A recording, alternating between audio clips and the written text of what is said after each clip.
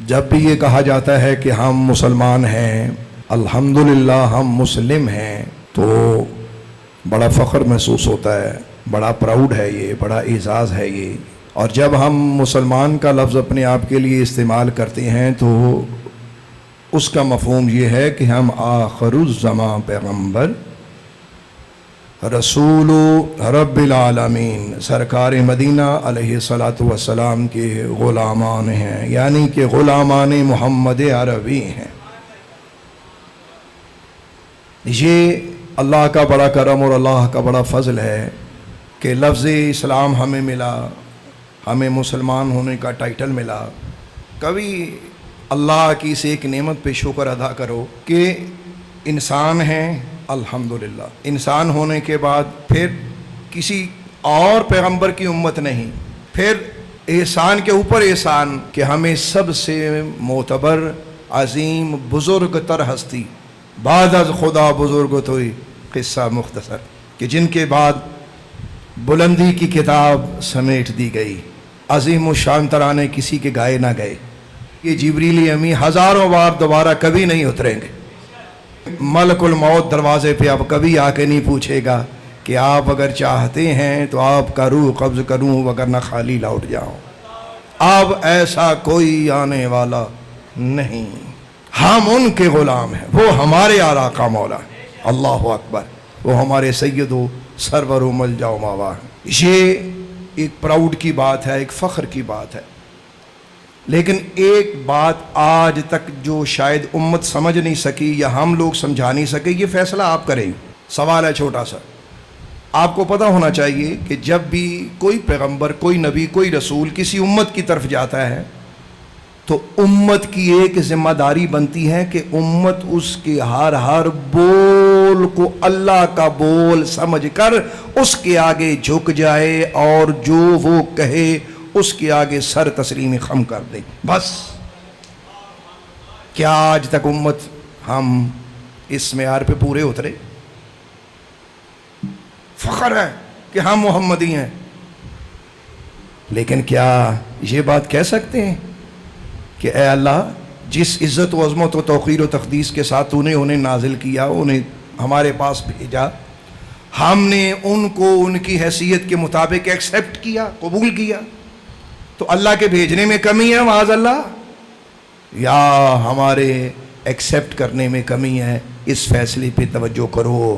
تو اگر مشکل ہے تو میں کر دیتا ہوں، اور بھائی قوم نے آج تک اس معنی میں سرکار دو عالم کو صحیح قبول ہی نہیں کیا۔ سننا ہے کتنے آرام سے بات سنی ہے، اس بات پہ روح نکل جائے تو میں سمجھتا ہوں کہ شاید اللہ ہم پہ مہربان ہو جائے۔ کیا ایکسیپٹیشن ہے سرکار دو عالم کی کہ وہ فرماتے ہیں کہ میری ہر چیز میرے اللہ کے لیے۔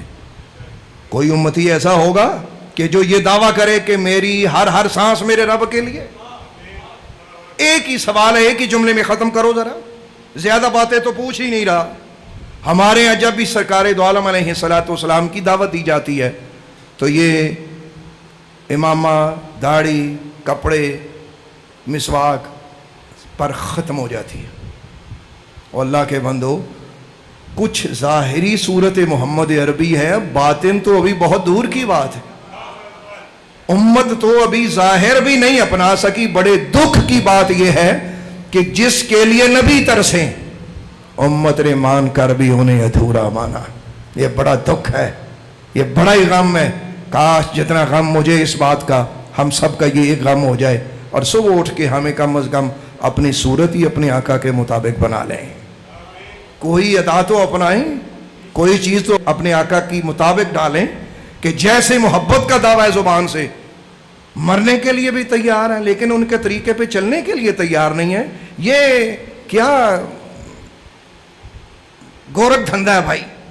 شیروں پہ سبحان اللہ ایسے ہوتا ہے کہ جیسے چھت ہل جائے گی۔ ہائے ہائے ہائے ہائے، یہ تکلیف کی بات ہے۔ لیکن جتنے آپ میرے بچے بھائی بیٹھے ہیں تو جواب یہ ہے، آج سے عہد کرو کہ اللہ جس طریقے سے، جس عظمت سے تو نے انہیں ہمیں عطا کیا، اور عطا کر کے تو احسان فرمایا لقد من اللہ، فرمایا ہم نے تم پہ احسان کیا۔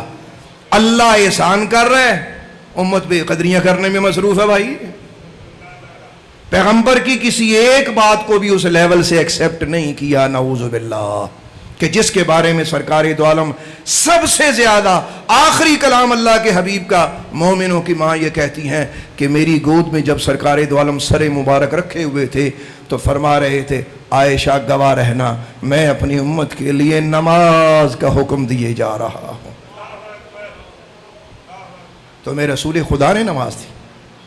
خدا رسول کا واسطہ، اس چیز کو سمجھو، اس درد کو محسوس کرو. کون ہے انشاءاللہ تعالی؟ محسوس کرو اس بات کو، محسوس کرو اس بات کو.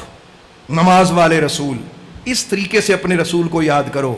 قرآن والے رسول، اذان والے نبی، سن رہے ہو میں کیا کہہ رہا ہوں؟